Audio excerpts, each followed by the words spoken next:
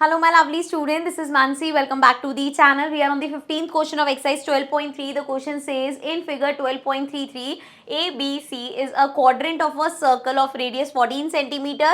So ये एक quadrant है हमारे पास और जिस circle की ये quadrant है, ये अलग अलग circle है, same नहीं है. So ये circle का जो radius था that is 14, right? So 14 centimeter given है and then अब इस BC से एक semi circle बनाया गया है ये वाला. सो हमें यहाँ पे फाइंड करना है the area of shaded region. कैसे करेंगे? अगेन इन टाइप के क्वेश्चंस में आपके दिमाग में जो सबसे पहले आता है आप उस तरीके से कर सकते हो. ऐसा नहीं है कि सिर्फ एक तरीके से ही होगा, जो दिमाग में है वो आप उस तरीके से कर सकते हो. जैसे कि अगर हम इस पूरी फिगर का लेट्स सपोज मुझे एरिया निकालना होता तो मैं यहाँ पे एरिया ऑफ ट्रायंगल निकाल लेती हूँ.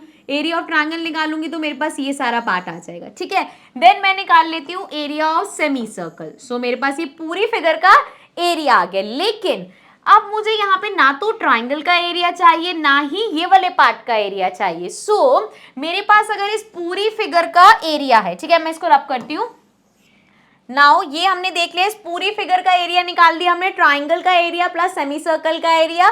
उसमें से अगर मैं इस क्वाड्रेंट का एरिया हटा दूं तो मेरे पास रिमेनिंग पार्ट का एरिया आ जाएगा. यही हम इस क्वेश्चन में करेंगे. So let's get started. Area of shaded region is area of triangle plus area of semi circle and इसमें से माइनस कर देंगे हम एरिया ऑफ क्वाड्रेंट.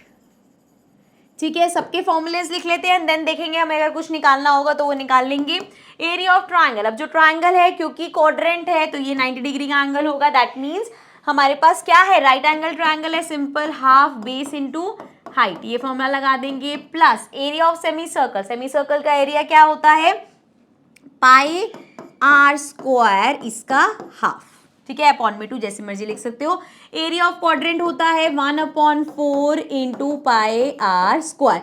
ये ध्यान रखना है, ये वाला आर और ये वाला आर अलग अलग होगा. क्यों? बिकॉज हमारे पास दो अलग अलग सर्कल है. सो इसको मैं मेंशन कर देती हूँ R1 से. ठीक है, सो अब यहाँ वैल्यूज डालते हैं. ये हो जाएगा हाफ बेस इंटू हाइट. अगर मैं इस ट्राइंगल की बात करूं तो इसका बेस क्या है, AC, और इसकी हाइट क्या है, AB. दोनों ही सर्कल की रेडियस है, मतलब रेडियस कितना गिवन था हमें, 14. सो ये हो जाएगा 14 इंटू 14 प्लस हाफ पाई की वैल्यू नहीं given, so we'll take 22/7 radius का स्क्वायर. अब कौन से, सेमी सर्कल की रेडियस की बात हो रही है, मतलब सेमी सर्कल ये वाला जो है इसकी रेडियस, उसके लिए मुझे BC की लेंथ पता होगी, वो डायमीटर है. BC का हाफ करेंगे तो सेमी सर्कल की रेडियस आ जाएगी हमारे पास. तो पहले हमें अब निकालनी पड़ेगी BC की लेंथ. कैसे निकालेंगे, सिंपल, हमारे पास ये ट्राइंगल है, दो साइड्स है, पाइथागोरस थ्योरम से हम हाइपोटेन्यूज निकाल लेंगे. सो इन ट्राइंगल ABC हमारे पास हो जाएगा BC का square equals to AB square plus AC square. So BC का स्क्वायर एज इट इज लिख देंगे इक्वल टू AB कितना है हमारे पास, 14. तो मतलब 14 का स्क्वायर प्लस 14 का स्क्वायर, सॉरी. सो ये हो जाएगा 196 plus 196 and this will be 6 6 12 हो गया एंड 9 10 19 हो गया ये एंड 1 2 3 392 ये आ गया हमारे पास अंडर रूट में. सो इसको प्राइम फैक्टराइज करते हैं. 392 को इसको 2 से करेंगे, ये आ गया जी 1 एंड ये हो जाएगा 9 एंड ये हमारे पास आ जाएगा 6. 196 तो हमारा 14 का होता ही है तो ये 14 का स्क्वायर हो जाएगा, मतलब 14 आ गया बाहर और अंडर रूट में बचा 2, तो ये आ गया 14 अंडर रूट 2. ठीक है, तो इसको कर लेते हैं रब एंड नाउ रेडियस, ये हमारे पास क्या आया, डायामीटर, मतलब पूरी BC आया है, हमें चाहिए रेडियस. तो अगर डायामीटर 14 रूट 2 है तो रेडियस क्या हो जाएगी, 14 रूट 2 अपॉन में 2. इसको कैंसिल कर देंगे तो ये आ गया 7 रूट 2. दैट मीन्स कहाँ गया, ये रहा रेडियस 7 रूट 2 एंड स्क्वायर होता है इसका तो इंटू 7 रूट 2 माइनस, इस सबको मैं ब्रैकेट में रखती हूँ ताकि कंफ्यूजन ना हो. ऑल्सो आप ये सब अलग अलग भी निकाल सकते हो, जरूरी नहीं आपको सबको साथ में निकालना है. ठीक है, पहले एरिया ऑफ ट्रायंगल निकाल लेना, फिर एरिया ऑफ सेमी सर्कल निकाल लेना, देन एरिया ऑफ क्वाड्रेंट निकाल लेना. नाउ पुटिंग द वैल्यूज, ये हो गया 1/4 इंटू पाई अगेन 22/7 लेना पड़ेगा.